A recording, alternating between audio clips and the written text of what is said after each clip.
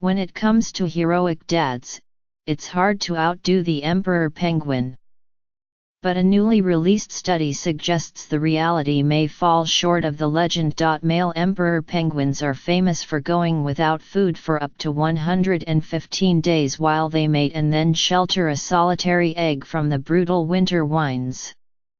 Dramatic footage of the semi-annual ritual, which begins with a 100-kilometer Antarctic trek to an inland breeding ground, helped make 2005's March of the Penguins one of the highest-grossing documentaries of all time. But researchers who visited a different colony say they witnessed the animals taking breaks from their breeding duties to go fishing in the winter darkness, challenging the popular notion that they are nature's most dedicated dads. The behavior was witnessed at Antarctica's Cape Washington in late May 1998 after breeding season had begun and the sun had permanently set for the winter by a team led by Gerald L. Koyman, a marine biologist at the Scripps Institution of Oceanography at UCLA, San Diego. Drive. Koyman and his fellow researchers were surprised to see about 30 penguins swim past their ship as they arrived. They later found fresh tracks marking the ground between the breeding area and the water, suggesting the animals had been taking frequent dips. By the end of their visit to the Cape, they had witnessed more than 100 emperor penguins either swimming or returning from the sea. Before they left, the researchers tagged 4 birds with satellite tags and water switches that allowed them to track how far the animals traveled and how often they entered the sea.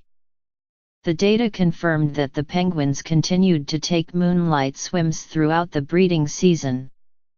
The researchers believe the males ceased their hunting activity once the females laid their eggs. The findings, published in the Journal of Experimental Biology, suggest that previous research on emperor penguins was focused on too small a population to be taken as representative for the entire species.